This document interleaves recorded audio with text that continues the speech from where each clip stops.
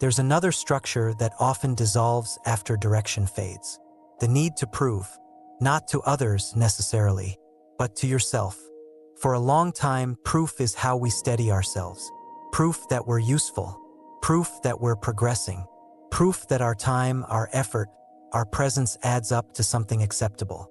Even when identity loosens, even when narration quiets, even when direction is no longer guiding us, the need to prove can linger.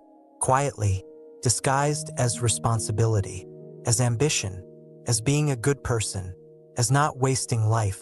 I didn't notice this need leaving all at once. I noticed it when effort stopped feeling heroic, when pushing myself didn't feel noble anymore, when exhaustion stopped feeling like evidence that I was doing something right. For most of our lives, effort is tied to worth. We're praised for it early, trying hard, staying busy, pushing through, and that wiring stays with us. So even when awareness shifts how we live, effort can remain as a kind of moral anchor. If I'm tired, I must be contributing. If I'm stretched, I must be valuable. But at some point, that equation stops working. Not because effort is bad, but because effort as proof becomes unnecessary. Living without needing to prove doesn't mean you stop working. It means work stops being a referendum on your worth. This is subtle, because proving often isn't loud. It's internal. Sounds like, I should be doing more. I can't slow down yet. I need to justify this rest. I should be further along by now. When the need to prove dissolves, those thoughts lose their urgency. Not because they disappear, because you stop believing they need to be obeyed. I remember noticing this during ordinary moments. Choosing not to explain myself, choosing not to over-deliver, choosing not to fill silence with productivity. And nothing collapsed. No punishment arrived. No hidden authority figure stepped in to revoke my place. That's when I realized how imaginary the proving ground had been. So much of proving is done in an empty courtroom. No judge, no jury, just habit. Living without needing to prove often feels like relief mixed with unease. Relief because the pressure eases. Unease because you're no longer certain what justifies your existence. That sounds dramatic, but it's honest. When proof drops away, you're left with being. And being doesn't come with metrics. This can feel especially strange around work. Work has been the primary proving ground for most adults. What do you do? How hard do you work? What do you contribute? Those questions aren't wrong. But when they become identity anchors, they turn life into a performance. Living without needing to prove changes your relationship to effort. You still apply effort when it's needed, but you don't inflate it. You don't push past your limits just to feel legitimate. You stop turning exhaustion into evidence. This doesn't make you careless. It makes you precise. Effort becomes intentional instead of compulsive. You work because the work is there to be done, not because you need the work to justify your place in the world. This stage often brings a noticeable shift in how you rest.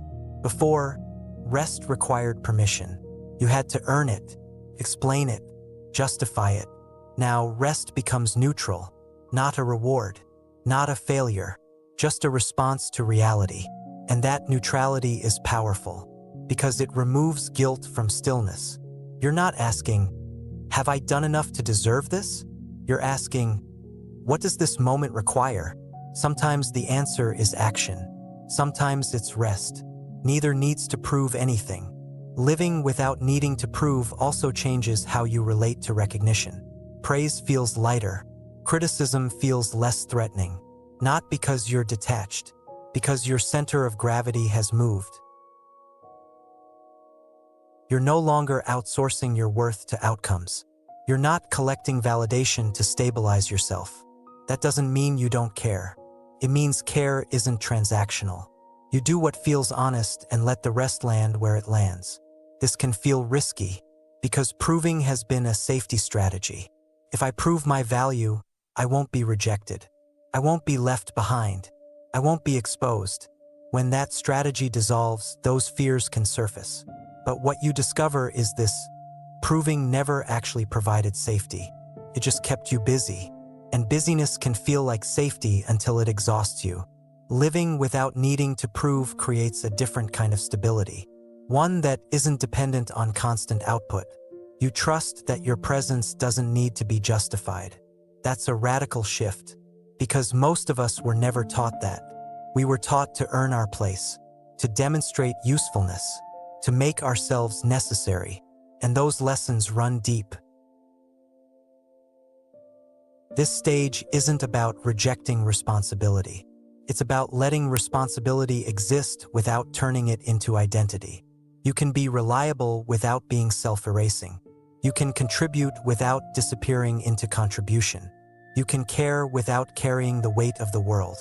This is often where people notice their work becoming cleaner, less frantic, more focused, because energy isn't being drained by the need to prove. You're not doing 5 extra things to justify the one thing you're actually doing. You're not overcompensating. You're responding. Living without needing to prove also affects how you relate to time. You're not racing it. You're not trying to squeeze value out of every hour. You allow some moments to simply exist. Unproductive, unremarkable, enough. That allowance creates space for creativity to return naturally. Not forced creativity, but the kind that arises when pressure lifts. This stage can feel like humility. Not because you think less of yourself, but because you're no longer inflating yourself through effort. You're not trying to be impressive. You're trying to be honest. And honesty requires far less energy. Living without needing to prove doesn't mean you won't feel the old pull again. It will show up on tired days, on insecure days, in environments built on comparison. But when it does, you recognize it. You don't automatically obey it. You don't turn your life into a defense. You let the moment be uncomfortable without compensating for it. That's a form of freedom. Not loud, not triumphant, quiet, grounded. You stop living as if you're on trial. You stop presenting evidence. You stop rehearsing your case. And slowly, life stops feeling like something you have to earn. This doesn't make life perfect. Challenges still arise. Effort is still required.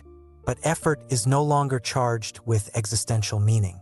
You're not fighting for legitimacy. You're participating. This is a deep relief for the nervous system, because constant proving keeps the body in tension. When it relaxes, something else becomes possible. Presence. Not as a practice, as a default. You're not bracing against judgment. You're not anticipating evaluation. You're here, doing what's in front of you, and letting that be enough. Season 2 is about living without the scaffolding that once held your life together. Reference, direction, proof. These weren't enemies. They were supports for an earlier phase. Now they're no longer required. And without them, life becomes simpler. Not smaller, simpler. You're not living to demonstrate anything. You're living, and that living doesn't need to be justified. If you've noticed yourself less interested in proving your worth, if effort feels cleaner and less loaded, if rest no longer feels like failure, you're not giving up. You're letting go of a burden you were never meant to carry forever. You're living without needing to prove, and that doesn't make you less. It makes you available.